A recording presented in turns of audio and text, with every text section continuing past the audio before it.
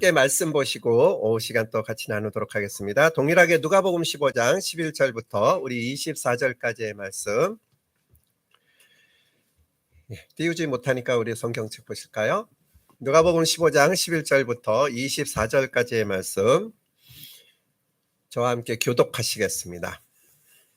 제가 11절, 여러분들이 12절, 그래서 우리 24절까지 함께 교독하시겠습니다. 또 이르시되 어떤 사람에게 두 아들이 있는데 그 둘째가 아버지에게 말하되 아버지여 재산 중에서 내게 돌아올 분깃을 내게 주소서 하는지라.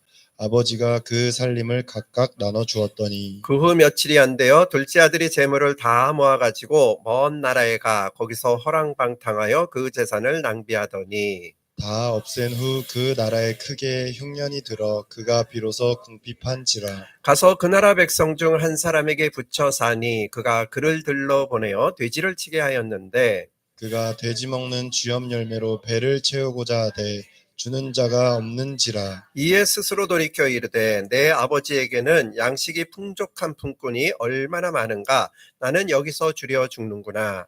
내가 일어나 아버지께 가서 이르기를 아버지 내가 하늘과 아버지께 죄를 지었사오니 지금부터는 아버지의 아들이라 일컬음을 감당하지 못하겠나이다. 나를 품꾼의 하나로 보소서 하리라 하고 이에 일어나서 아버지께로 돌아가니라. 아직도 거리가 먼데 아버지가 그를 보고 측은히 여겨 달려가 목을 안고 입을 맞추니 아들이 이르되 아버지 내가 하늘과 아버지께 죄를 지었사오니 지금부터는 아버지의 아들이라 일컬음을 감당하지 못하겠나이다 하나. 아버지는 종들에게 이르되 제일 좋은 옷을 내어다가 입히고 손에 가락지를 끼우고 발에 신을 신기라. 그리고 살진 송아지를 끌어다가 잡으라. 우리가 먹고 즐기자. 이 이 내 아들은 죽었다가 다시 살아났으며 내가 잃었다가 다시 얻었노라 하니 그들이 즐거워하더라. 아멘. 아멘. 다시 한번 기도하시겠습니다. 참 좋으신 아버지 감사합니다. 이 올 시간에도 아버지를 환영합니다. 오셔서 우리들의 마음을 만져주시고 우리들의 삶을 만져주시고 우리들의 모든 영역들 가운데 주의 귀한 것으로 주님 채워주시옵소서. 그래서 이미 말씀하셨던 것처럼 우리로 인하여서 복의 근원되는 삶을 살아갈 수 있도록 축복하여 주시기를 원합니다. 이곳 가운데 임재하여 주셔서 아버지의 사랑에 충만하게 하시고 여유롭게 하시고 아버지의 그 사랑으로 인하여서 힘을 얻게 하시고 내일의 소망을 두는 큰 변화가 일어나도록 우리를 축복하여 주시옵소서. 주께서 행하실 일들을 기대합니다. 감사하고 예수님의 이름으로 기도드렸습니다. 아멘. 함께하고 싶어 하시는 아버지의 마음을 보았다면 이번에는 변함없이 사랑하시는 아버지의 마음에 대해서 보기를 원합니다. 여러분, 사랑하는 자녀들이 여러분들을 섭섭하게 할 때 속상하세요? 괜찮으세요? 예, 속상해요. 그렇죠? 속상해서 속상한 표현을 어떻게 하시나요? 예, 어떤 분들은 주먹질 하신대요. 예, 어떻게 표현하시나요? 예, 저는 어떻게 표현하냐면 많이 삐져요. 예, 그래서 얘기 안 할 거야. 왜 그러냐면 사실은 입을 열면 죄 지을까봐 오히려 삐지는 게 더 낫더라고요. 예, 그래서 삐져 있으니까 또 하나 불상사가 일어나는 게 오히려 아이들이 와서 막 달랩니다. 아빠 미안해. 마음 좀 풀어. 막 이래요. 여러분, 하나님께서 우리들이 그렇게 하나님의 마음을 아프게 할 때 하나님은 어떠실까요? 삐지실까요? 말씀을 하실까요? 어떻게 하실까요? 예, 우리가 하나님이 왜 필요하냐면 바로 우리 자녀들에게 좋은 것을 물려주려면 사실은 하나님을 깊이 알아야 합니다. 왜냐하면 하나님께서 당신의 형상을 쫓아서 우리를 지으셨기 때문에 이 세상에서 가장 좋은 부모, 이 세상에서 가장 바람직한 양육은 바로 우리 아버지를 보면서 우리 엄마를 보면서 우리 할아버지를 보고 우리 할머니를 생각하면서 사실은 하나님을 묵상할 수 있어야 돼요. 아유, 사랑하신다고요? 하나님이 나를 사랑하세요? 이야, 우리 엄마가 얼마나 나를 사랑하는데요. 그러면 하나님이 더 크시니까 이야, 하나님은 우리 엄마보다도 나를 더 사랑하겠네요. 이런 거예요. 어우, 정말 나를 좋아하신다고요? 이야, 우리 아버지가 나를 얼마나 좋아하는데 우리 아버지만 생각하면 막 뭐든지 할 수 있을 것 같아요. 그런데 하나님이 좋으신 분이라고요? 이야, 그러면 하나님은 나를 더 부욕해 하시고 좋게 하시겠네요. 이렇게 묵상할 수 있는 거예요. 여러분, 사실은 양육에는 어떤 방법이 없어요. 아니요. 방법이 있다면 유일하게 그 방법은 아동 발달 심리학에서 비롯되어지고 여러 가지 케이스 속에서 나오는 것이 아니라 바로 하나님을 알면 알아갈수록 바로 그 속에서 자녀를 향한 하나님 아버지의 마음으로 자녀들을 양육하는, 그래서 하나님을 눈으로 보고 손으로 만진 것 같이 그렇게 가르쳐 줄 수 있는 축복이 되어야 될 줄로 믿습니다. 여러분, 우리 한 사람으로 인해서 일어나는 일들이 뭔지 아세요? 그깟 한 사람이 뭐 하겠어요? 그러니까 같이 모여가지고 태극기를 흔들든지 촛불을 들든지 뭔가 그래야죠. 세상에는 한 사람의 영향력이 별로다 해서 자꾸 모이려고 그래요. 여러분, 그런데 성경에서는 한 사람의 영향력이 얼마나 크냐면 아브라함으로 인하여서 이삭으로 인하여서 야곱으로 인하여서 이스라엘 민족이라는 나라가 세워졌습니다. 여러분들로 인하여서 그렇게 아름다운 믿음의 유업들이 일어날 줄로 믿습니다. 우리 자녀들을 통해서 하나님께서 더 배가시키는 하나님의 능력을 보시게 할 줄로 믿습니다. 자, 그렇다면 변함없이 사랑하시는 아버지의 마음은 무엇일까요? 뭐가 변화되어졌을까요? 우리들 안에 바로 이러한 현상이 일어날 수 있어요. 자, 우리 말씀 같이 보실까요? 시작. 그 후 며칠이 안 되어 둘째 아들이 재물을 다 모아가지고 먼 나라에 가 거기서 허랑방탕하여 재산을 낭비하더니. 자, 어떻게 시작했죠? 그 후 며칠이 안 돼요. 그 후 며칠이 안 됐다는 건 뭐예요? 그 며칠 동안은 예전의 삶이랑 좀 달랐다라는 의미예요. 그 후 며칠이 특별했다라는 거죠. 뭐가 특별했을까요? 뭐가 특별했냐면요, 이 말씀 이전에는 아버지한테 가서 그 엄청난 이야기도 했어요. 유산 달라는 이야기도 했어요. 아버지하고 관계하는 일이 그 아들의 삶이었거든요. 근데 그 후 며칠이 안 돼요. 이 아들의 삶이 바뀌었어요. 어떻게 바뀌었어요? 둘째 아들이 재물을 모으는데 집중했다라는 겁니다. 사랑하는 여러분, 은혜와 축복을 받기를 원하십니까? 그런데 가장 위험한 게 뭐냐면요, 은혜가 없을 때에는 하나님을 더 찾는데요, 오히려 은혜가 넘치면 하나님을 안 찾게 돼요. 제가 간증 오전 시간에 드렸지만 이렇게 뭔가 사례비가 없어요. 생활비가 보장이 되질 않아요. 한 달 한 달 계속해서 뭔가 살아야 돼요. 그럼에도 불구하고 하나님께서 뭔가 이렇게 채워가십니다. 삶에 있어서 경험되다 보니까요, 또 그 경험을 버릴 수가 없더라고요. 97년도에 이렇게 예수전도단이라는 훈련단체에 와서 정말 굉장한 은혜를 입었어요. 모태신앙임에도 불구하고 그때 감각한 게 뭐냐면, 나의 하나님이 아니라 아버지 하나님이었구나. 내가 알고 있는 하나님은 엄마의 하나님이었구나. 왜냐하면 그분들을 통해서 봤거든요. 그게 모태신앙의 가장 큰 약점이에요. 여러분, 모태신앙 부러워하지 않는 은혜가 있기를 원합니다. 왜냐하면 이 모태신앙들은 하나님을 사랑하는데 뜨겁게 사랑도 못 해보고요, 그렇다고 세상에 나가서 화끈하게 놀아보지도 못해요. 이것도 못해 저것도 못해. 그래서 모태신앙이에요.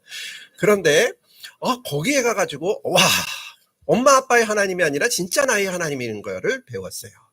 너무너무 좋아가지고 그냥 나 이 선교단체에서 조금 더 있었으면 좋겠어요. 그리고서는 위탁을 해버렸는데, 그때부터 이제 페이스 미션이 시작됐습니다. 자비랑 선교가 시작됐어요. 맨 처음에는 얼마나 두려웠는지 모릅니다. 왜냐하면 저도 가난하게 사는 거 무섭거든요. 그럼에도 불구하고 97년도부터 지금까지 하나님 앞에서 누군가가 사례비를 주지 않았는데도 불구하고 하나님이 시마다 때마다 무엇인가를 공급하셨어요. 그냥 이렇게 축약해서 말씀드리자면 저희 두 딸이 음대 출신입니다. 큰아이가 작곡했고 둘째 아이가 비올라 했어요. 예. 이 음악 계통에 아시는 분들은 이해가 확 가실 거예요. 이야, 돈이 그렇게 들 줄 알았으면 사실은 두 아이 손 붙잡고 저 으슥진데 가가지고 애들 비전 다 바꿔놨을 거예요. 야, 아빠는 그런 거 감당 못해. 먹고 살기도 힘든데 음악? 음자도 꺼내지 마. 막 이렇게 됐을 텐데. 그런데 두 아이가 다 그 출신이에요. 하나님께서 그때마다 무엇인가를 베푸셔서요, 그래서 여기까지 오게 됐습니다. 그런데요, 그러면요, 앞으로 하나님께서 부으실 일들에 대해서 걱정 하나도 없이 하나님께서 주실 거야, 그래서 담대히 나아가시겠네요가 아니에요. 받은 건 받은 거고요, 앞으로 받을 거는 여전히 또 불안해요. 안 주실까 봐. 네. 그러니까 항상 불안하니까 하나님 앞에 가서 뭔가 막 기도합니다. 아버지, 97년도부터 지금이면 벌써 20여 년이 됐는데 이제는 재정 갖고 기도하지 않았으면 좋겠어요, 아버지. 그러면은 즉각적으로 뭔가 음성이 들리는 것 같아요. 너 재정 빼놓으면은 뭐 갖고 나한테 와서 기도할 건데. 그래요. 여러분, 어쩌면 우리들의 부족함이 하나님을 찾는 일에 도구가 되어질 수 있다라는 겁니다. 하나님을 정말로 경험하는 데 있어서 나의 연약함이 그분을 만나는 데 축복이 되어질 수 있다라는 거예요. 여러분, 그런데 그 일들이 우리에게 있어서 그것만 주어지는 것이 아니라 하나님을 경험하는 일이 되어진다라는 겁니다. 지금 우리 자녀들에게 제일 필요한 게 뭘까요? 하나님을 경험하는 거지 아는 게 아니에요. 알고 있는 거는 금방 버려버릴 수 있어요. 힘들면 버려버려요. 내가 이해가 안 되면 버려버려요. 그런데 그분을 경험하면 바로 그 아버지를 버릴 수 없는 그런 확실한 믿음이 우리 안에 생겨납니다. 그러한 축복이 여전히 우리 안에 있는 줄로 믿습니다. 둘째 아들이 그 후 며칠이 안 돼요. 원하던 걸 받다 보니까요. 이 아들이 이 재물에 집중하게 되어졌어요. 특별히 다 모아가지고, 왜 모아요? 아이고, 우리 아버지가요. 아니, 왜 내가 의도하던 대로 안 주시냐고요. 나는 아버지가 뭔가 내 분기, 내 목만 주시면 그거 홀랑 싸가지고 저 먼 나라에 가려고 그랬거든요. 그런데 아버지가 뭘 주셨다고요? 살림을 내어주셨다고요. 필요들을 다 채워주셨다고요. 우리 흔히 표현하는 게 뭐냐면, 아버지, 나에게 재정이 필요해요. 한 10억 있었으면 좋겠어요. 그냥 10억만 딱 주시지. 왜 이 양반이 오바를 하시냐고요. 아파트도 주시지, 자동차도 주시지. 아니, 그거 끌고 어떻게 멀리 가요? 나의 필요에 의해서 내 그림과 달리 아버지가 우리들을 채우시는 게 특징이다라는 겁니다. 사랑하는 여러분, 아버지께 구할 때에는 여러분들이 제한하지 마세요. 아버지, 요만큼 필요해요. 요거에 맞게 주세요가 아니에요. 여러분, 아버지께서 주시는 것은 후이되어 누르고 차고 넘치도록 주시는데, 그거는 나의 목적하는 바와 다른 어떠한 큰 그림이 있다라는 겁니다. 이 둘째는 자기 의견이랑 맞지 않다 보니까 아버지가 주신 걸 갖고 뭐 했어요? 다시 재구성을 해버렸어요. 아버지는 아버지 곁에서 뭔가를 하기를 원했는데 그 아들은 그걸 다 팔아가지고 자기 필요로 바꿔버렸죠. 여러분, 우리들이 하나님 앞에서 정말로 하나님께서 주신 귀한 선물들이 있어요. 그걸 바로 은사다 그럽니다. 근데 이 은사를 가지고 다른 것을 사용할 수 있다는 거예요. 난 이 은사는 창피해요. 이게 무슨 은사 축에나 들겠어요. 여러분, 그런 은사가 뭔지 아세요? 오늘 식사로 섬기신 요리의 은사입니다. 여러분, 혹시 아세요? 글쎄, 외국 생활을 오래 하신 선교사님들이 제일 그리워하는 게 뭘까요? 집밥도 아니고 엄마 밥이에요. 그 엄마는 셰프인가 봐요. 아니요. 오늘 왜 식사가 특별했냐면 요리 솜씨도 대단하시지만요. 사랑이에요. 우리는 그냥 앉아서 끓인 떡국 한 접시 받아 먹었지만 그분은 그것을 하시기 위해서 장을 보시고 무엇인가 시간을 쪼개서 계속 뭔가를 하셨다고요. 그 마음속에 사랑이 있고 그 마음속에 정성이 있고 그 마음속에 많은 것들을 담으셨다고요. 그러니까 특별한 음식이죠. 그렇죠? 여러분, 아버지가 우리에게 뭔가를 많은 것들을 주시기를 원하는데 우리는 자꾸 우리가 원하는, 우리가 기대하는 무언가에 갖다 맞추려고 그러다 보니까는 하나님이 주시는 은사를 막 무시할 수 있다는 겁니다. 여러분, 세상에서 가장 중요한 은사가 뭔지 아십니까? 그게 자녀들을 양육하는 은사입니다. 여러분, 특별히 어머니들이 자기의 생명과 맞바꾸어서 죽을 각오를 하고 죽을 것 같은데도 불구하고 아이를 낳기 위해서 생명을 걸고 이 땅에 아이 하나를 놓아요. 여러분, 그냥 낳아놓는 것이 아니라 그 아이가 정말로 하나님과 사람들에게 사랑스러워질 때까지 양육하세요. 심지어는 당신이 무엇인가를 필요한데도 불구하고 제일 먼저 그 자녀를 위해서 전심으로 많은 것들을 하세요. 여러분, 그게 하나님의 무한하신 사랑 아닐까요? 어디서 찾냐고요. 한 아이를 정말 아무것도 못하는, 아니 이 세상에 존재하지도 않던 아이를 이 세상에 낳아놓고 그 아이가 정말로 멋지고 훌륭한 삶을 살 수 있게끔 하는데 그것이 얼마나 특별한 은사입니까? 근데 많은 젊은이들이 그러는 거 아시죠? 나는 애 키우다가 내 삶 잃어버리는 거 싫어요. 뭔가 달리 생각할 필요가 있다. 여러분, 여기에 보면 그 후 며칠이 안 되어 둘째 아들이 재물을 다 모아가지고 먼 나라에 갔어요. 먼 나라에 왜 갔어요? 자기 의도대로 사용하려고 그러다 보니까요. 자기가 뭔가 계획한 대로 살려고 하다 보니까요. 그러니까는 결국에 왔던 삶의 결과는 허랑방탕하여 그 재산을 낭비했다 그래요. 허랑방탕한 게 뭐죠? 허랑방탕하다는 것은 함부로 쓴 그림이 우리 안에 그려지는데 정확하게 표현하자면 가치를 상실한 채 함부로 사용하는 거예요. 가치를 잃어버렸다는 거예요. 이게 얼마나 소중한지 가치를 잃어버리면 모두 다 허랑방탕해진다라는 겁니다. 여러분 한번 생각해 보시겠어요? 만약에 시한부 인생 판정을 받았어요. 3개월밖에 못 산대요. 그럼 맨 처음엔 두려워요. 그런데 많은 분들이 아닐 거야 부정해요. 그러다가 어느 순간에가 받아들일 수밖에 없어서 수용하는 단계에 가요. 여러분 그냥 수용만 합니까? 그 다음에 나오는 단계가 바로 그 삶을 내가 어떻게 마무리할까. 그분은 참 희한하게도요. 뭔가 그렇게 시한부 판정을 받았는데도 불구하고 3개월이 30년이 되는 은혜가 있습니다. 저 일산에 원자력병원이라고 암센터 병원이 있는데 거기 원장님이 TV에 나오셔서 이런 이야기를 하시더라고요. 암이라는 건 참 특이합니다. 이 암은 보통 1기부터 시작해가지고 심각하면 몇 기요? 4기라고 그래요. 나도 4기인 줄 알았어요. 그랬는데 기수 하나가 더 있더라고요. 거기까지 가면 살아요. 뭘까요? 4기 다음에 뭐죠? 5기. 삶에 있어서 5기가 생기면 삶에 있어서 다시 제 의미를 부여하면 암도 맥을 못 춘대요. 당신이 그래서 사셨대요. 내가 분명히 죽긴 죽을 거야. 10년 뒤에 죽든 5년 뒤에 죽든. 그런데 내게 남겨진 시간이 감각되어지다 보니까 이 시간을 어떻게 살까 거기에 집중하게 되었다고요. 여러분 우리들의 시간은 굉장히 가치가 있습니다. 오늘 우리가 뭔가 특별히 나아가서 나는 아무것도 없는데 할 게 없어요가 아니고요. 우리들이 나아가서 자녀들을 위해서 축복만 해도요. 그 축복은 한 마디도 땅에 떨어지지 아니하고 다 이루어질 줄로 믿습니다. 왜요? 하나님 그렇게 말씀하셨잖아요. 내 입에서 나간 거는 다 이루어질 거라고. 내가 들을 거라고. 여러분 그렇다면 나의 시간 속에서 지금 할 수 있는 가치를 몰라서 그렇지 축복만 해도 오늘 나의 이 시간은 굉장한 시간이 되어진다라는 거예요. 여러분 아세요? 어떤 사람은요. 글쎄 상담을 해야 되는데 너무 당황스러웠대요. 왜냐하면 저기 한강 다리에서 자살하려고 그러는 사람들 전화 받는 상담이었는데요. 사랑의 전화라고 그러거든요. 그런데 그거를 뭣도 모르고 신청했다가 막 후회를 하셨대요.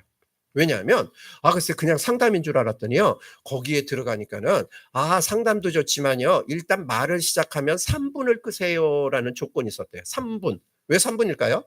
3분 동안 얘기시켜야 그 사이에 경찰이 가든 소방관이 가든 가가지고 구정할 수 있으니까 상담 내용이 중요한 게 아니라 3분을 끌라고. 그래야 붙잡는다고. 그런데요. 보통 전화한 사람이 이런 전화를 한답니다. 여보세요? 여보세요? 나 여기 어디서 전화하는지 아시죠? 나 마지막 순간에 사람 목소리 듣고 싶어서 전화했어요. 이제 당신 목소리 들었으니까 이제 괜찮아요. 그냥 끊어버린대요. 몇 초나 됐을까요? 안 재보셨죠? 길어봤자 10초예요. 이게 3분이 못 긴다고요. 얼마나 전화가 오는데 그런데 계속 말을 이어갈 게 없었대요. 사람이 이렇게 쉽게 죽을 수 있을까? 하나님 나는 이 자리가 괴로움의 자리입니다. 그렇게 기도를 했는데 어느 날 글쎄요. 또 이분이 앉으셔가지고 하나님 오늘은 제발 전화 좀 오지 않게 해주세요. 그런데 아니나 다를까 또 때르릉 하고 울리더래요. 그래서 전화를 딱 받아서 여보세요. 그런데 안에서 자매 목소리가 들리더래요. 여보세요. 그러면서 뭔가 울먹거리는 소리가 들리는데 그때 갑자기 자기가요 정신이 나간 줄 알았대요. 왜냐하면 자기 딸 목소리였대요. 너무너무 놀래가지고 야 너 거기 왜 갔어? 그랬대요. 아니 너 뭐 때문에 거기 가서 전화를 해? 막 그랬대요. 어딘지 알잖아요. 그죠?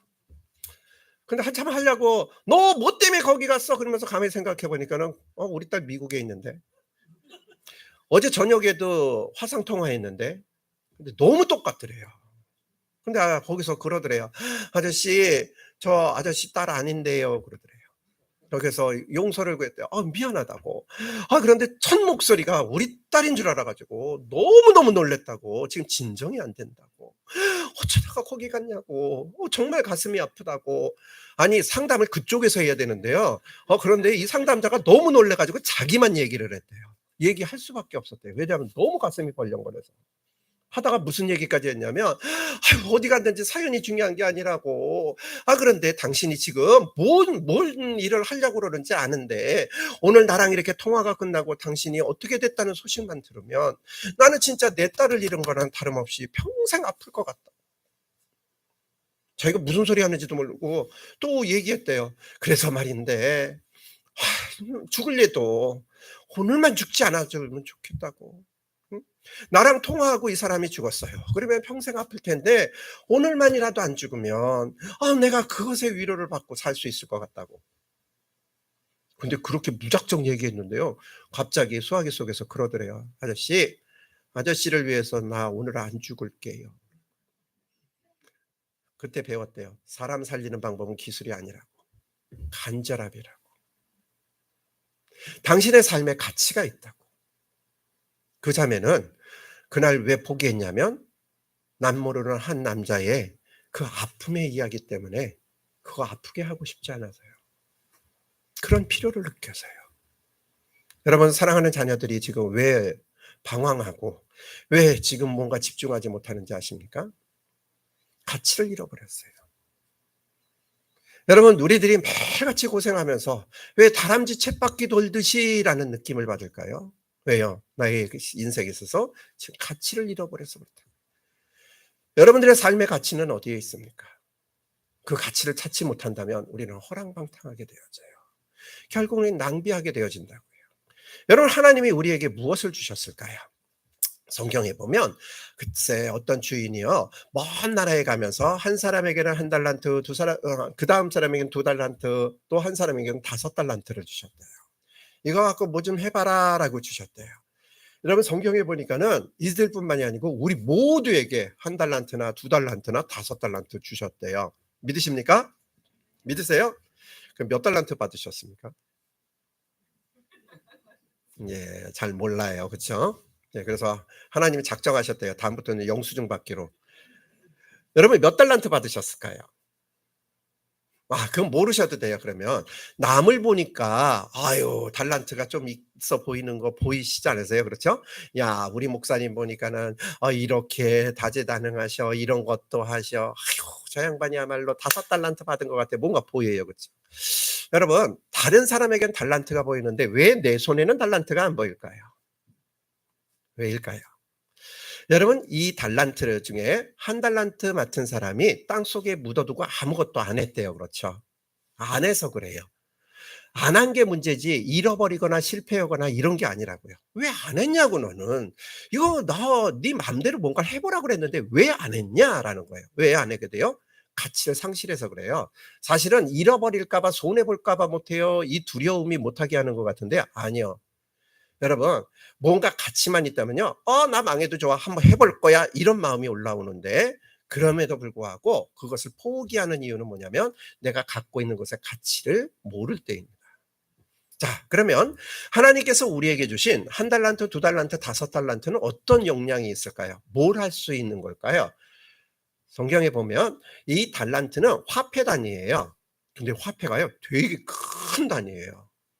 우리가 돈 계산을 해보자면 성경에 데나리온이라는 화폐 단위가 나와요. 한 데나리온, 뭐 생각나세요? 포도원 일꾼들이요. 그렇죠? 아침부터 저녁까지 일한 사람 한 데나리온 줬어요. 퇴근 1시간 전에 부른 사람도 한 데나리온 줬어요. 그렇죠?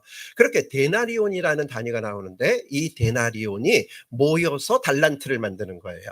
그러면 데나리온을 얼마나 모아야 되냐면 10,000데나리온을 모아야 1달란트를 만들어요. 엄청 크죠? 더군다나 하루 종일 포도원에서 일한 사람의 하루 일당이 1데나리온이었어요. 그러면 1달란트를 만들려면은 만일 동안 아무것도 안 쓰고 모아야 1달란트를 만든다고요. 조금 감이 오시죠? 생각보단 크네. 동전 하나가 아니네. 이걸 우리나라 돈으로 환산하면 일당을 10만 원이라 치면 10만 원의 만 배는 얼마예요? 10억이에요. 10억. 그러면 우리 성경 말씀을 우리나라 화폐 단위로 바꾸면은 하나님께서 어떻게 주셨다고요? 한 사람에게는 10억, 한 사람에게는 20억, 한 사람에게는 50억 주셨다는 거예요. 50억, 20억은 다 내려놓고 우리 모두는 최소한 얼마 받았다고요? 받으셨습니까? 여러분 이 10억 갖고 할 게 없으세요? 만약에 지금 10억이 있다면 아무것도 안 하시겠냐고요. 여러분 하나님께서 주신 건 동전 한 입이 아니에요.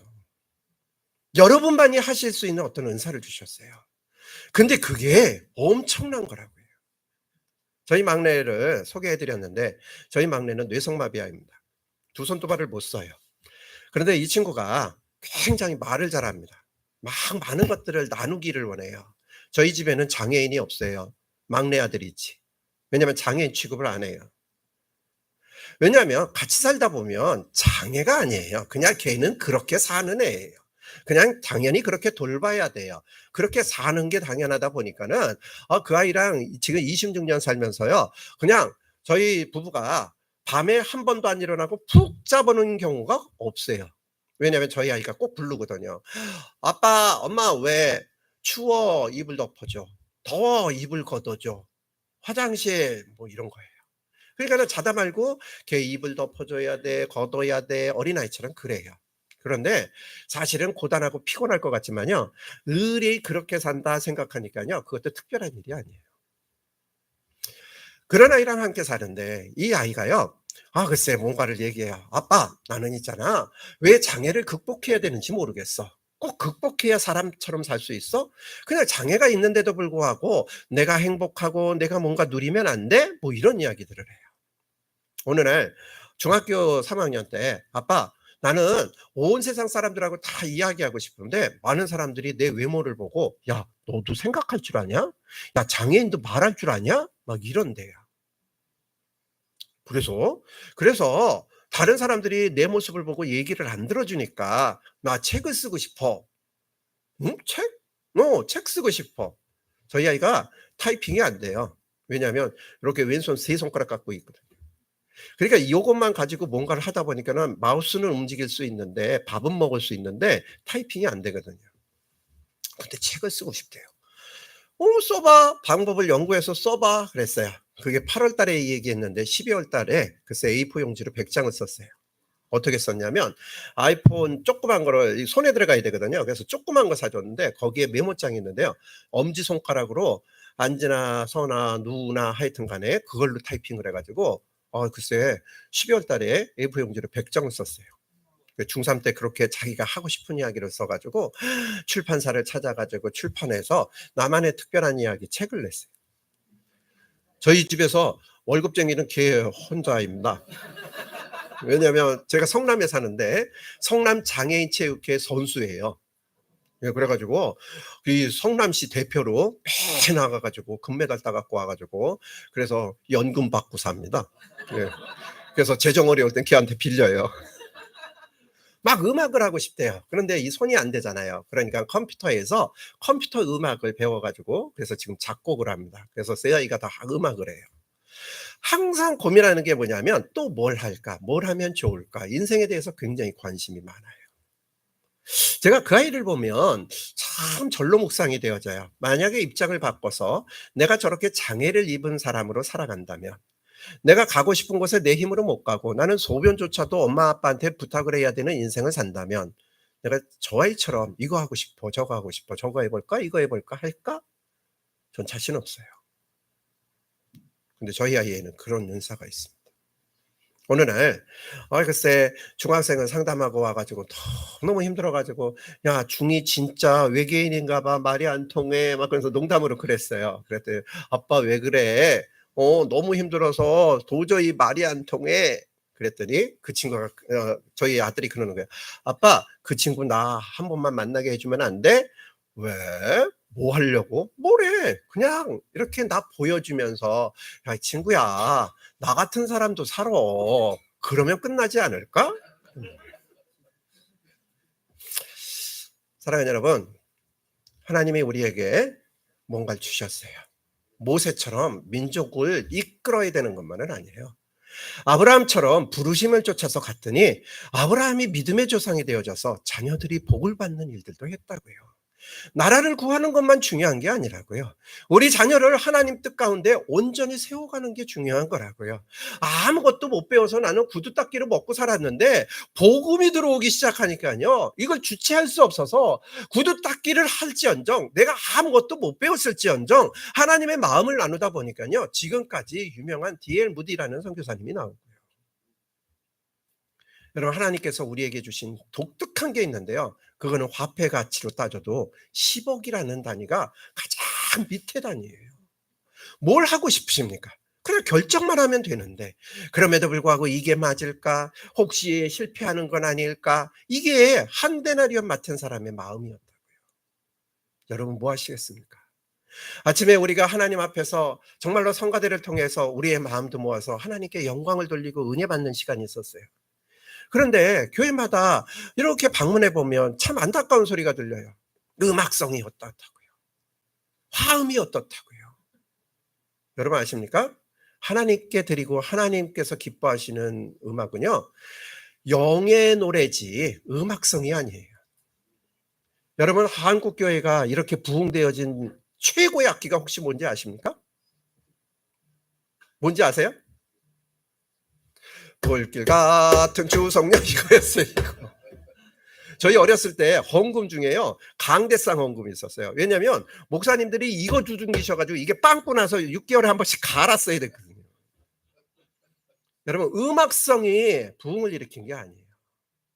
제 마음속에 가장 좋은 찬양이 뭔지 아세요? 저희 할머니가 나중에 예수를 믿으셨어요. 막 제사 지낸다고 막 그냥 며느리 핍박하던 분이 권사님으로 소천하셨는데 그분이요. 항상 즐겨 부르시던 찬양이 있어요.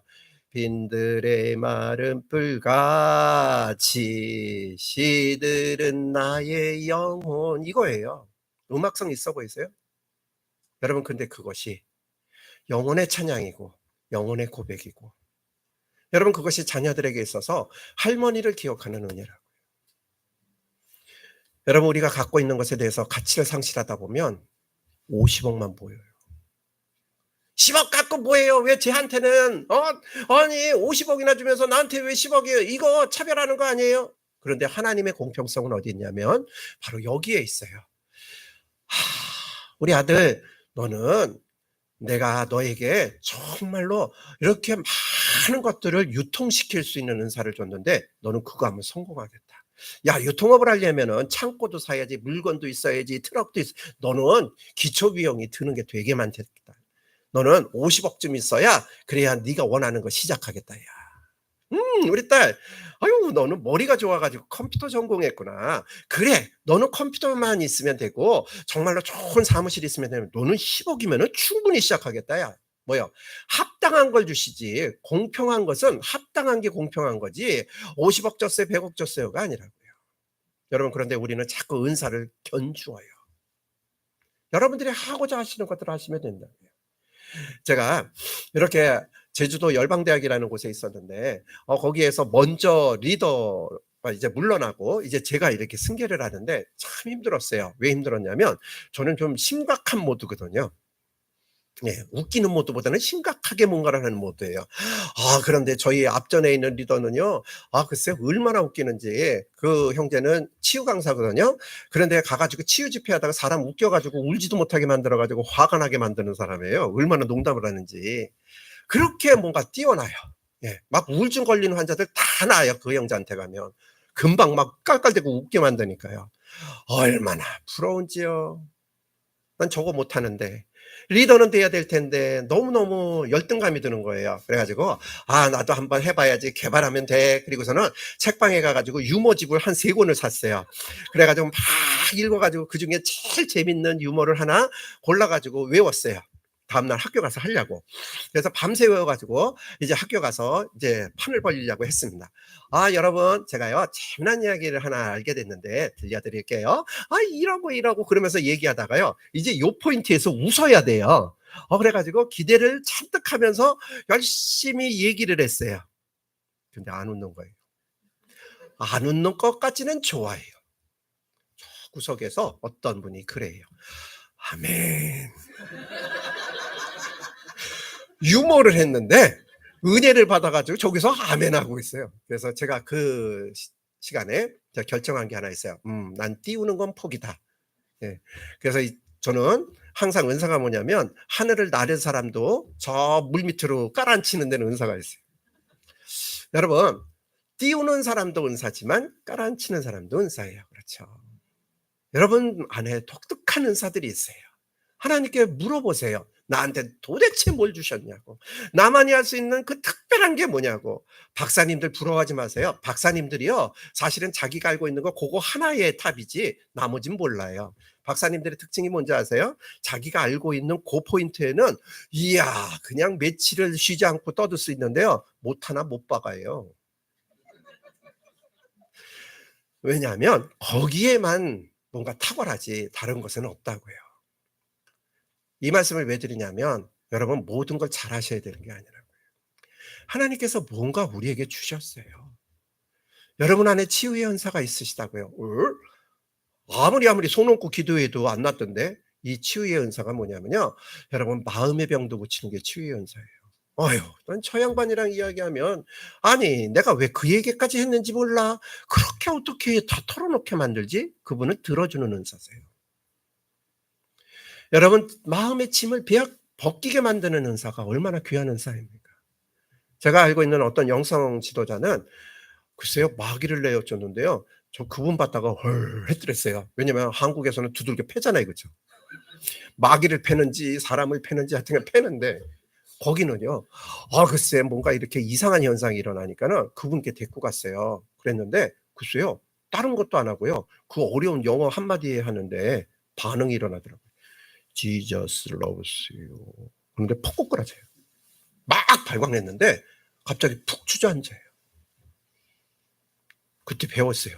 이야, 핏대 안 세워도 예수 그리스도의 이름만 들려도 얘는 맥을 못 추는구나. 그런데 자꾸 뭔가를 한다고요. 사랑하는 여러분, 여러분 안에 사랑의 은사가 있어요. 너무너무 마음이 따뜻하세요. 평안의 은사가 있으세요. 사람을 굉장히 편안하게 만드세요. 여러분 꼭 뭔가 좋은 얘기해야 좋은 건가요? 아니요. 가장 좋은 거는요, 한 공간에 있는데 말 한마디 안 해도 서로 편안한 게 진짜 좋은 거 아니에요? 그렇지 않습니까? 여러분 우리 안에 독특한 것들이 있는데 그거를 자꾸 묻어두고 무시한다고요. 사랑하는 여러분, 우리 안에 그렇게 허랑방탕한 정말로 가치를 상실해 버려서 하나님이 주신 것을 이제 이후로는 잃어버리지 않는 지혜가 있기를 원합니다. 하나님은 우리에게 독특한 것을 주시고 그것을 통해서 하나님의 성품을 드러내기를 원하십니다. 베드로후서 3장 9절 말씀 같이 봉독해 볼까요? 주의 약속은 어떤 이들이 더디다고 생각하는 것 같이 더딘 것이 아니라 오직 주께서는 너희를 대하여 오래 참으사 아무도 멸망하지 아니하고 다 회개에 이르기를 원하시느니라. 아멘. 자, 여러분 아무것도 하지 아니하는 허랑방탕한 삶에 대해서 아버지께서는 그 일들을 고쳐가기를 원하십니다. 자, 말씀을 계속해서 가볼까요? 다 없앤 후 결국엔 허랑방탕해서 다 잃어버렸어요. 그 나라에 크게 흉년이 들어 그가 비로소 궁핍한지라. 자, 여기서 보시면 또 이상한 표현이에요. 여러분 다 없애버렸어요. 그러면 궁핍한 거 아니에요? 네, 다 버리신 적이 없나 봐요. 다 없애버리면 궁핍한 거 아닌가요? 맞습니까? 예, 만약에 그 말이 맞는다면 예, 저를 비롯한 예수 전도하는 사람들 다 궁핍해요. 여러분 궁핍은 뭘까요? 다 없앤 후 그 나라에 크게 흉년이 들어. 그 다음에 나오는 단어가 중요해요. 뭐라고요? 비로소. 비로소가 뭐냐면 급기야, 마침내, 결국에는이에요. 그러면 뭐죠? 아무리 앞에요 내 것을 다 잃어버렸어요, 흉년이 왔어요, 그런데도 궁핍하지 않을 수 있다고요. 궁핍한 마음이 안 들 수 있다고요. 궁핍은 언제 오냐면 내 결정의 궁핍이 와요. 아, 이젠 나는 아무것도 없구나. 그러면 궁핍이 시작되는 거예요. 제 매형이 이렇게 사업을 하는데요, 곁에서 도와줬던 때가 있거든요. 목사하기 싫어가지고 도망가가지고 일했던 적이 있는데, 그런데 따라다니다 보니까요 매달 은행에 가는 거예요. 거기서 돈 벌어서 가는 줄 알았더니요, 그게 아니고 월급 주려고 가가지고 어음 할인 받고 대출 받고 막 이런 것만 하는 거예요. 그 옆에서 남도 아니고 매형이니까 얼마나 걱정이 돼요. 그래서 아니 매형, 아니 맨날 이렇게 돈 꺼가지고 망하겠어요 그랬어요. 그랬더니 매형이 그러더라고요. 아이 천남, 빚도 능력이고 재산이야? 막 이러더라고요. 근데 이게 허풍인 줄 알았거든요. 근데 예수전도단에 와서 선교지 나가려고 쓰다 보니까 그거 진짜 능력이더라고요. 왜냐하면 선교사님들이 선교지 나가는데 제일 큰 장벽이 뭐냐면 재정 보증이에요. 재정에 대해서 뒷받침이 없으니까 세상이 원하는 걸 못 해내니까는, 그러니까는 아예 안 가요. 은행에 대출도 받으러 안 가요. 왜냐하면 거기 가봤자니까. 제가 알고 있는 열방에 있는 누님이 글쎄 선교지를 가는데 이제 비자 서류를 써야 되는데요. 막 기도하면서 주님 감사합니다. 이 땅을 나에게 주셔서 감사합니다. 그리고 날아다니더니 실제로 비자 수속을 하다가 갑자기 저 밑으로 떨어졌어요. 아휴, 나 같은 게 거기 가서 뭐해. 아휴, 속상해 죽겠어. 왜 누님? 아니 글쎄 말이야, 하나님 말씀하셔서 내가 그 땅을 가려고 그랬는데, 그런데 여기서 걸리잖아. 뭔데? 아니 비자에 당신은 그 나라에 가서 어떻게 먹고 살 겁니까? 재정 보증인을 세우라는데 누가 있어? 아무도 없어. 이러는 거예요. 고민하다가 어느 순간에 그냥 포기하겠다고 그러더니요. 갑자기 어느 날 보니까요. 그냥 뭐 얼굴이 다 밝아졌어요. 그래서 누님, 아니 재정 보증 세웠어? 그랬더니 아니. 그런데 아니 그냥 뭐라고 써서 냈어. 그래요. 뭐라고 써서 냈는데 어차피 떨어질 거 빈칸으로 내나 뭐 하나, 그래서 아니 그냥 정직하게 썼지 뭐. 뭐라고? 하나님. 그리고 썼대요. 하나님이 나의 재정 보증이라고 거기다가 하나님 그리고 썼대요. 근데 그 누님 갔어요. 진짜 선교사라고 갔어요. 그래 가지고 열방에서 한동안 그 유행이 돼 가지고 다 하나님 썼다가 다 떨어졌어요.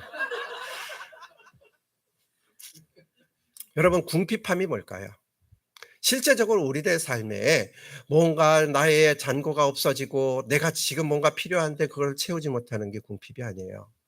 여러분, 정말 이 세상에 궁핍한 사람은 재벌들이 궁핍해요. 우리 같으면은 그 돈 있으면은 그런 거 안 하고 먹고 살 것 같지 않으세요? 근데 왜 저렇게 그냥 지금 현재 자기 재산도 모르는 사람들이 왜 자꾸 저러고 발버둥 치고 살까요? 궁핍해서 그래요. 여러분, 궁핍은 만족, 궁핍은 감사를 잃어버리게 만들어요. 그런데 그 궁핍은 절대로 환경이 주는 게 아니라는 거예요.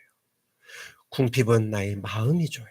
나의 마음의 결정이 나는 이게 없음으로 인해서 궁핍해. 둘째 아들의 입장에서는 뭐요? 내가 다 없앴는데 그 없애는 동안에 아는 사람들이 나를 공급했는데 그 사람들도 다 떨어지네. 이제는 누구한테 손 내밀지도 못하겠어. 왜냐하면 흉년이 왔거든. 엎친 데 덮친 격으로 계속해서 뭔가 오다 보니까는 나중에 결정해야 되는 게 뭐요? 나는 이제 살 수 없겠구나라는 궁핍이요. 여러분, 이 궁핍이 우리 안에 굉장한 도전이 되어집니다. 여러분, 마음속에 궁핍이 오면 무슨 일이 일어나는지 아세요?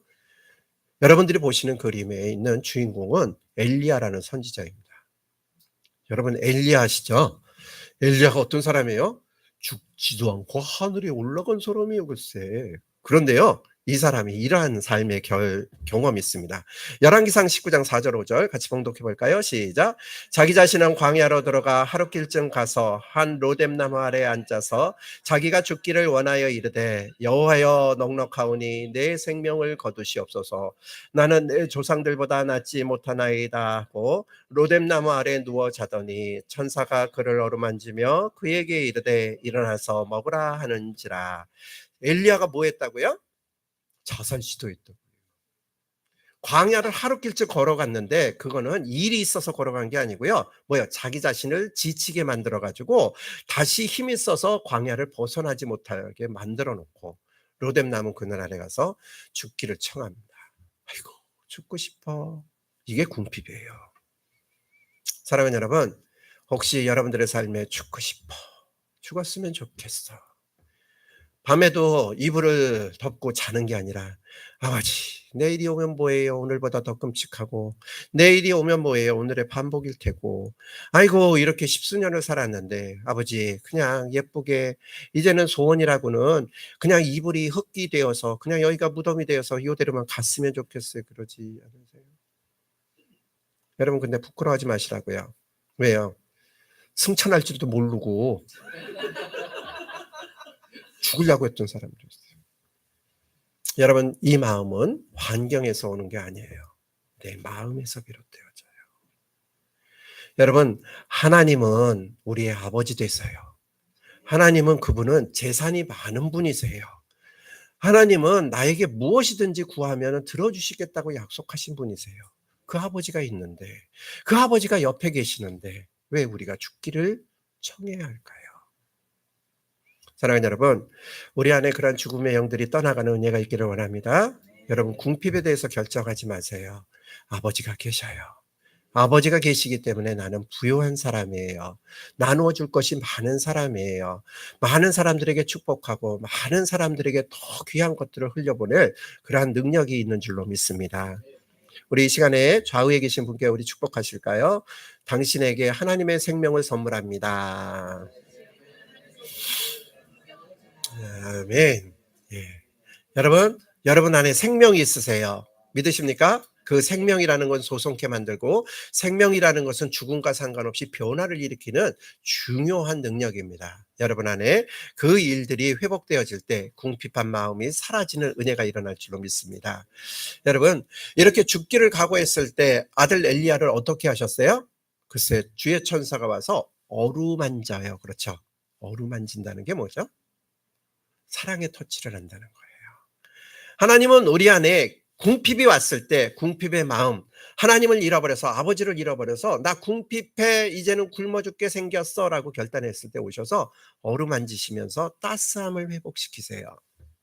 여러분 항상 그렇게 만지실까요? 아니요. 그래서 신약에 갔더니요. 베드로가 글쎄 옥에 갇혔어요. 옥에 갇혀가지고 있는데 주의 천사가 와가지고 문 다 열어놓잖아요. 그렇죠? 근데 그때도 자고 있었어요. 그때 베드로 어떻게 다루세요? 와서 걷어차세요. 왜요? 마음의 상태가 베드로는 궁핍하지 않았거든요. 여러분 근데 궁핍한 자에게는 하나님께서 오셔서 뭔가 한숨 쉬시며 너 언제까지 이러고 살래 이러시는 게 아니고요. 사랑으로 보듬으세요. 괜찮아 얘야. 괜찮아. 무서워하지 마라고요. 여러분 그러한 위로가 필요하십니까? 그러면 아버지 안아주세요 라고 이야기하세요. 예, 마음에는 계속해서 궁핍을 느끼는데 나 궁핍하지 않아 그러지 마시고요. 아버지 품을 느낄 때에 그 일들이 해결되어질 줄로 믿습니다. 자, 가서 그 나라 백성 중 한 사람에게 붙여 사니 그가 그를 들러보내어 돼지를 치게 하였는데 이야 궁핍해지니까 이제 살 방법을 강구했어요. 어떻게 해요? 가서 그랬어요. 가서 어디로 가요? 가서 그 나라 백성 중 한 사람에게 붙여 사니 둘째가 궁핍하니까는 갔대는데 어디로 갔어요? 예, 아무도 모르는 게 정답이에요. 왜요? 거기는 아는 사람이 아무도 없거든요. 궁핍한 사람은요, 방법이 없고 갈 곳이 없는데도 불구하고요, 제일 특징이 뭐냐면 일단 움직여 보려고 그런다는 겁니다. 뭐가 있겠지. 그리고 돌아가고. 여러분, 지금은 그래도 많이 없어지셨는데 예전에 자꾸 명태 그거 유행일 때 아빠들이 정장 입고 뭐 이렇게 산에 올라갔잖아요. 그렇죠? 북한산 올라가고 구두 신고 올라가고. 왜요? 자꾸 움직이지 않으면 미칠 것 같거든요. 그러니까는 뭐라도 좀 만나거나 뭐라도 좀 찾으려고 그래요. 여러분 그런데 중요한 것은 그때 움직이는 건 굉장히 위험하다라는 거예요. 왜요? 가서 우연히 만난 그 나라 백성 중 한 사람 알아요? 몰라요? 몰라요. 그런데 어떻게 했다고요? 그 사람에게 붙여 살았대요. 여러분 붙여 산다는 게 뭘까요? 빌부터 살았다 이런 단어는 아시는데 그거는 그냥 이렇게 기댔다라는 가벼운 의미고 여기에서 이야기하는 붙여 사니는 무엇이냐면 원어가 이런 의미를 갖고 있어요. 나무 두 쪽이 있는데 나무 두 쪽을 악어로 붙여서 한 덩어리로 만들었다. 여러분 요새 우리가 중독 시대에 살아요. 그렇죠? 마약 중독, 알코올 중독, 많은 중독이 있는데 가장 무서운 중독이 뭔지 아세요? 그게 사람 중독이에요. 사람 중독. 사람을 필요로 해요. 사람이 없으면 미칠 것 같아요. 사람이 있어서 내가 괴로워요. 그래서 두 가지로 나타나요. 사람 중독자는 사람을 찾는 사람과 사람에서 도망가는 사람. 사람에게서 도망가는 사람들은 다 어디 있을까요? 네, 우리 집에 있어요. 방에서 안 나오고 게임만 하고 먹는 것도 다 글로 달라고 하는 애들이 그게 사람 중독이에요. 사람이 너무 두려워서 사람을 필요로 하지만 사람에게서 도망가는 중독이에요. 또 하나는 뭐예요? 사람이 필요해 가지고 그냥 물불 안 가리고 많은 사람들을 사귀는 거예요. 많은 사람들을 이용하는 거예요. 뭔가 이렇게 이성 교제를 하는데 막 그냥 양다리 걸치는 거예요. 이런 것들이 다 사람 중독이에요. 여러분 그걸 관계 중독이라고 그래요. 알코올보다도 더 무서워요. 심지어는 부모들이 사람 중독에 빠지면 어떨까요? 그러면은 아이들의 인생을 막 쥐락펴락해요. 그걸 뭐라 그러죠? 가스라이팅이라고 그래요. 엄마가 아빠가요 아이한테 교훈하는 게 얘야 이러면 어떻겠니? 네 지혜를 발휘해서 결단하면 돼 이렇게 가지 않고 너 말 안 들으면 너 되는 꼴인다 봐라 너 저주를 해요. 여러분 하나님이 되어서 아이에게 공포심을 심어줘요.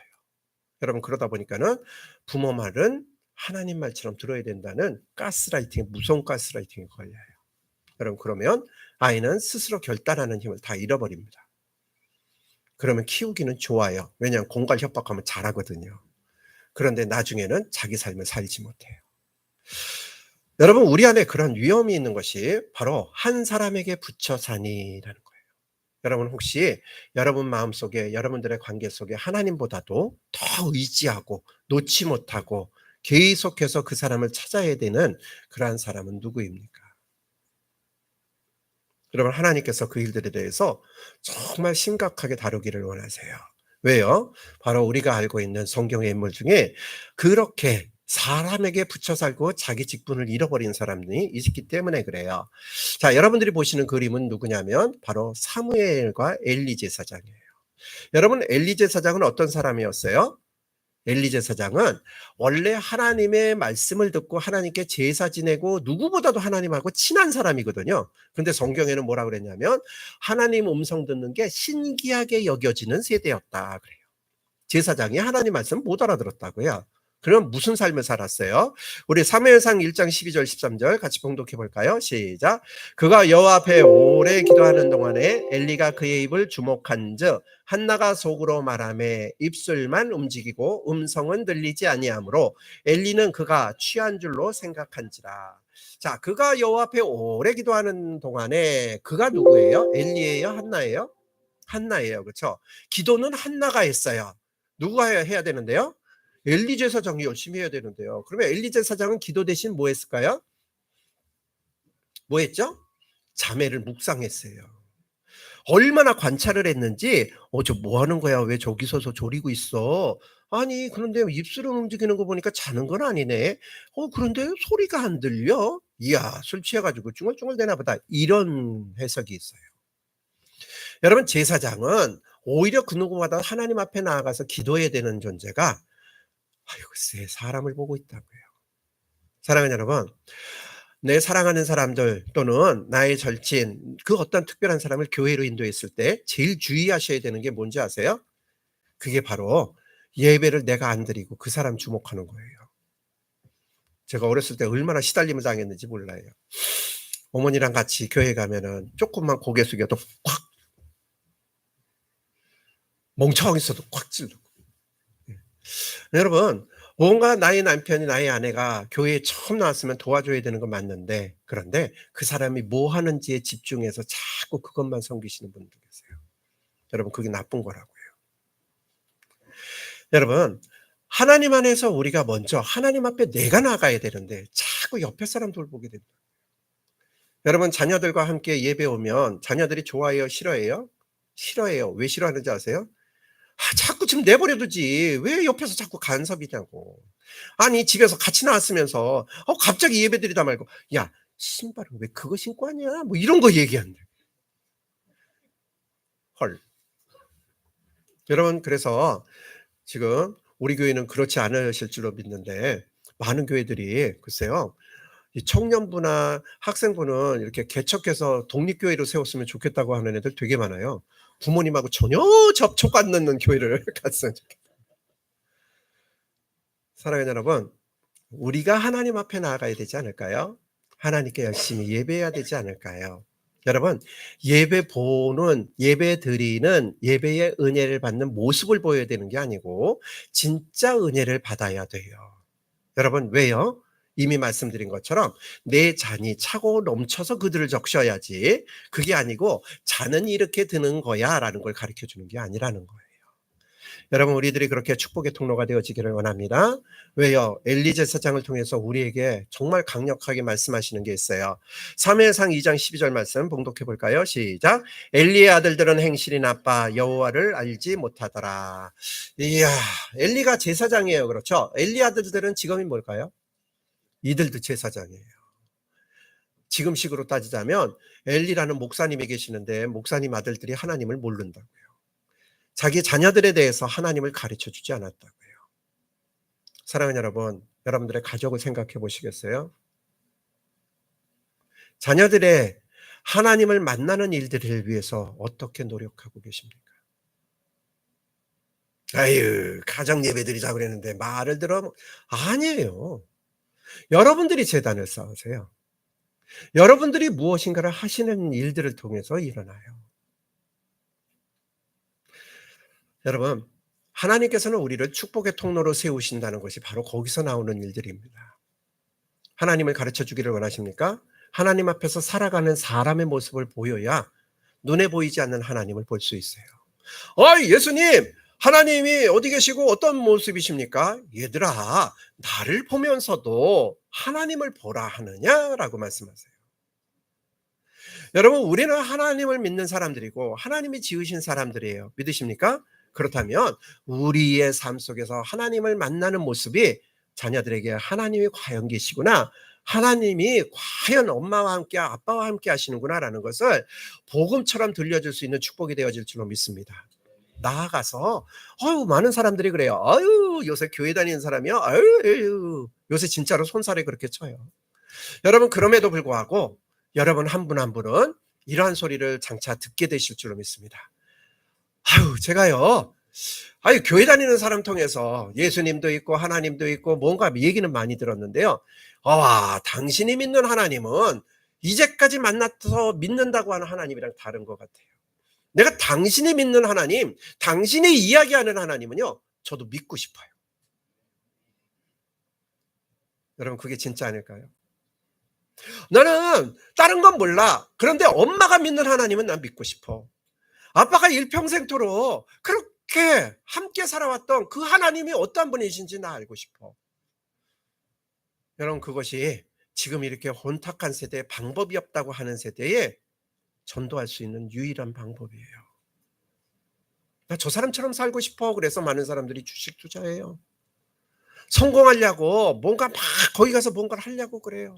왜요? 좋아 보이거든요. 예, 맞아요. 그러면 우리가 다시 돌이켜서 우리가 하나님 안에서 함께 살아가는데 얼마나 하나님을 믿는 사람들의 아름다운 것들을 보이고 계시는지. 이야, 정말 행복하구나. 야, 저렇게 살면 정말 끝내주겠다. 나 저렇게 살고 싶어. 라는 것이 외제차가 아니라, 큰 집이 아니라, 아주 삐까번쩍한 뭔가 옷을 입는 게 아니라, 그거에 견줄 수 없는, 와, 어떻게 저렇게 행복하게 살 수 있어? 어떻게 저렇게 감사하면서 살 수 있어? 아니, 자기도 부족하면서 어떻게 저렇게 기쁨으로 나눠줄 수 있어? 여러분, 그러한 변화가 우리 안에 일어날 줄로 믿습니다. 누가복음 21장 34절 우리 같이 봉독해 볼까요? 너희는 스스로 조심하라. 그렇지 않으면 방탕함과 술 취함과 생활의 염려로 마음이 둔하여지고 뜻밖의 그날이 덫과 같이 너희에게 임하리라. 뭘 스스로 조심하라고요? 방탕한 거예요. 함부로 사는 거예요. 저희 집에서 요새 아주 긴장하는 게 있습니다.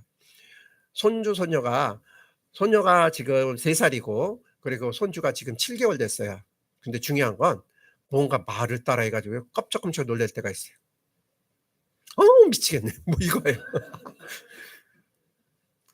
집안에서 쓰는 걸 그대로 카피해요. 언어를 배워요. 그러다 보니까 조심하자가 가요. 여러분, 삶에 있어서 거룩함을 흘려보내려고 하다 보면 함부로 살지 않는 방탕함이 사라지게 되어집니다. 성령은 술 취함이 아니에요. 삶의 변화지. 여러분, 한국교회의 가장 오해가 뭐냐면 그래서 자꾸 이 성령에 대해서 선을 그으려고 그러는데 성령은 인격이 변하고 삶의 변화지 정말 그 어느 때보다도 냉정해지는 거지 막 정신이 혼미해지는 게 아니라고요. 마가의 다락방에 오순절날 각자의 머리에 성령께서 임하셨어요. 그렇게 임할 때에는 뭔가 신비한 것들을 경험할 수 있겠죠.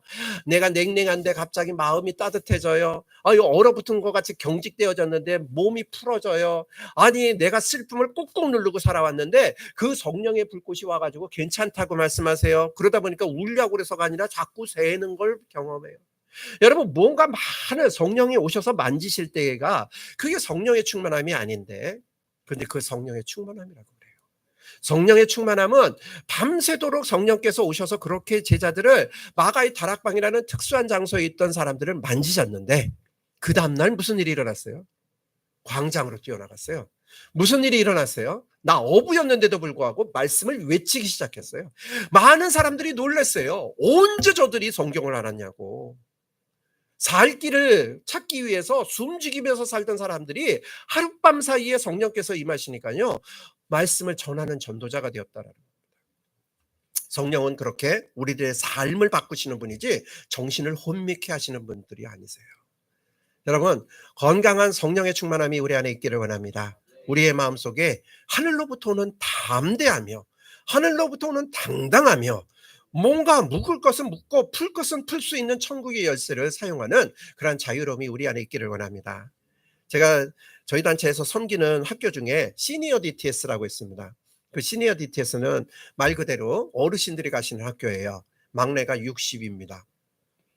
그러면 큰 형님이나 누님은 나이 제한이 없어요. 제가 가본 중에 제일 연세가 많으신 형제님이 92세 되시는 형제님이 오셨었어요. 옛날 군단장 출신이에요. 근데 오셔서 뭔가를 하세요. 그 연세에 뭐 배울까요? 제가 그때 하나 도전받은 게 있어요. 제자 훈련은 배우는 게 아니구나. 제자 훈련은 삶이 변화되어지는 거예요. 글쎄요, 거기에 처음 초대받았는데 가가지고 강의를 하려니까는 너무 힘든 거예요. 왜냐하면 네가 새우의 맛을 이런 광고처럼, 야 네가 지금 60, 70, 80을 살아봤어? 그런데 나한테 치유를 어쩌고 그래? 그럴까 봐요. 그래서 용서를 구하고 이야기했습니다. 저는 그 시간을 살지 못했지만 주님께서 말씀하시는 것을 외치니까 그냥 양해하고 들으셨으면 좋겠습니다. 그러면서 뭔가를 했는데요. 여러분 아세요? 휴식 시간 딱 뭔가 휴식이 되면요, 글쎄요, 어르신들이 핸드폰을 다 꺼내세요. 아범아, 내가 너한테 있잖아, 이렇게 얘기한 거 그거 잘못이란다. 네 마음에 못을 박은 거란다. 야 용서해다고 그러세요. 이야, 이게 말씀을 받자마자 실행해 버리세요. 여러분 놀라운 건 뭔지 아세요? 그 어머니가 절대 미안하다는 소리 한 번도 안 해서 그게 아들의 상처인데,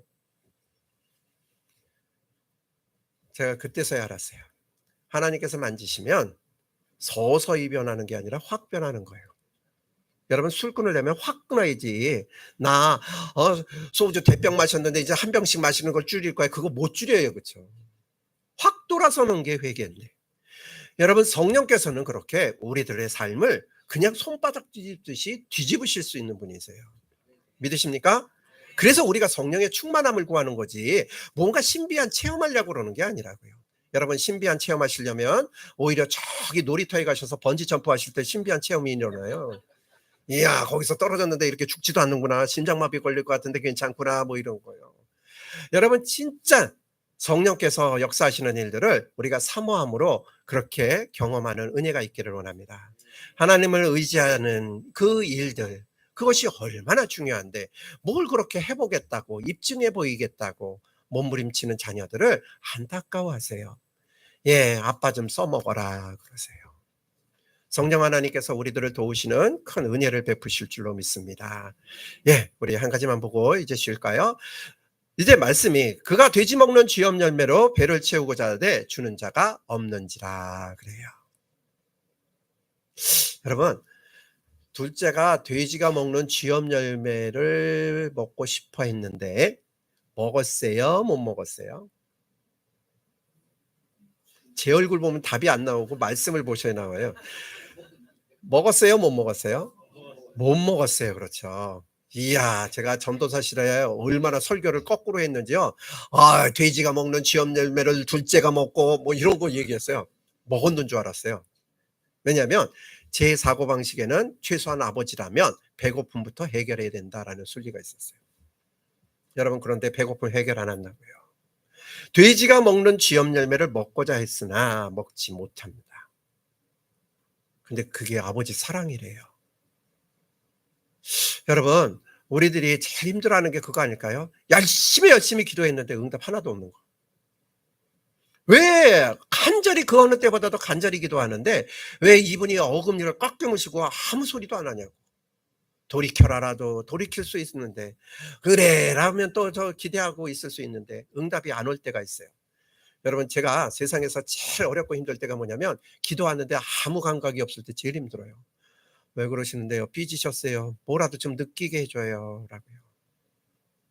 왜 침묵하실까요? 왜 침묵하냐면 내가 사실은 다른 걸 바라보고 있을 때 그래요. 제가 그림 한 가지를 보여드리려고 그러는데 여러분들이 이렇게 흐릿하다가 그림이 떠오를 거예요. 이렇게 뭐가 보이시는지 빨리 말씀해 주시면 좋겠어요. 끝난 다음에 하시는 건 반칙이에요. 자, 뭐가 보이실까요? 시작. 뭐가 보이실까요? 뭐가 보이세요? 뭐가 보이세요? 사과가 보이세요. 감사해요. 예, 그런데 여러분 완전히 뜨니까 사과 말고 또 뭐가 보여요? 뭐가 보여요? 예, 남자 여자가 보여요. 그렇죠? 남자 여자가 어디 있어 도대체. 그래서 못 보신 분들을 위해서 제가 설명할게요. 여기 사과가 있고요. 그렇죠? 여기 보면 남자가 있어요. 여기에 머리카락, 귀, 이목구비. 그렇죠? 여기 눈이고. 보이셨어요? 예. 반대쪽에 또 자매가 있죠. 그렇죠? 예. 요게 이목구비예요. 그리고 머리 동요매고, 그리고서는 눈에 눈물이 똑똑똑 흐르고 있어요. 여러분, 한 명도 아니고 양쪽에 두 명이나 있는데 우리가 이 그림을 딱 처음에 봤을 때 뭐부터 보셨어요? 예, 자신이 없어서 뭐부터 보셨어요? 사과요. 맞습니까? 네, 틀렸습니다. 왜냐하면 사과를 보신 걸로 착각하는데 사과 보신 게 아니에요. 여러분들이 이 사람부터 보이게 제가 만들 수 있어요. 어떻게 하면 되냐면 이 빨간색을 초록색으로 바꾸면 사람이 보여요. 뭘 보셨다고요? 빨간색 보신 거예요. 사과가 아니고. 내 눈에 자극을 하는 거를 만져봐요. 자극적인 걸 본다고요. 여러분, 음란한 사람이 사람을 볼까요? 아니면 뭐 이상한 걸 볼까요? 이상한 걸 왜 보냐고요. 그 자극이 돼서 보는 거예요. 짧은 치마가 자극이 돼서 보는 거라고요. 여러분, 우리 안에 자꾸 이 자극적인 것을 보는 습관들이 진짜 중요한 거를 놓치게 만들어요. 여러분, 지금 둘째 아들이 왜 먹을 것만 탐해요? 왜 앞으로의 시간들을 생각 안 하고 지금 배고픈 것만 있어요? 왜요? 거기에 지금 집중해 있거든요. 거기에 자극을 받고 있거든요. 나 배고파. 이거를 해결했으면 좋겠어. 여기에만 집중되다 보니까요. 여러분, 하나님께서 침묵하고 기다리시는 시간은 언제냐면 내가 잘못 보고 있을 때예요. 하나님을 보고 있는 것 같은데 하나님이 아니라고요. 아니, 하나님, 아니 왜 그러시는데요? 아니, 하나님은 좋으신 분이잖아요. 그럼 항상 좋으신 걸 하셔야지. 왜 이렇게 나쁜 일만 생겨요? 우리가 그럴 수 있어요. 여러분, 하나님은 좋으세요. 믿으십니까? 그런데 내가 감각하는 좋은 게 하나님은 아니라고요. 여러분, 자녀들 입장에서 한번 생각해 보시겠어요? 엄마가 사탕을 줘요. 와, 내가 먹고 싶은 사탕 줘. 엄마 최고야. 엄마 좋은 분이야. 라고 할 수 있어요. 그렇죠? 근데 맨날 사탕만 주는 엄마가 좋은 엄마예요? 아니잖아요. 그렇죠? 분명히 보호자는 그 자녀에게 가장 정확한 그 좋은 것들을 주세요. 그런데 자녀 입장에서 좋은 것을 가지고 좋은 것을 줘야 나의 아버지야 라고 판단한다면 그분은 멈추셔야 된다고요. 사랑하는 여러분, 아버지께서 왜 둘째 아들을 배고픔으로 그냥 머물러 있게 하셨을까요? 왜냐하면 우리가 쉽게 아는 것처럼 여러분, 여기서 쥐염 열매라도 먹으면 무슨 일이 생겨요? 영원히 고아가 돼요. 왜요? 쥐염 열매라도 먹고 성공해서 집에 돌아가면 돌아갔지 절대로 안 돌아갈 거예요. 왜요? 배고픔이 해결되어지면 거기서 그냥 있거든요. 여러분, 그것을 거짓 위로라고 그럽니다. 술 끊어야 되는 사람이 술을 왜 먹게요? 나쁜 줄 몰라서 먹을까요? 아니요. 이 술을 끊어야 되는데 고통스러워요. 괴로워요. 힘들어요. 그러다 보니까는 그걸 해결할 수 있는 아이디어는 술밖에 없기 때문에 술을 먹어요. 여러분, 마약이라는 것이 기분 좋아서 하는 게 아니에요. 마약은 모두 다 100% 진통제예요. 여러분, 병원에 가셔서 애견하려면 무통주사 맞잖아요. 그렇죠? 그게 마약인데요. 통증을 깔아앉히려고 하는 건데 그게 기분 좋다고요? 아니요. 그거 한 번만 딱 하고 나면은 그다음부터는 통증이 더 느껴져 가지고 더 아픔이 느껴져 가지고 더 많이 찾게 되어져요.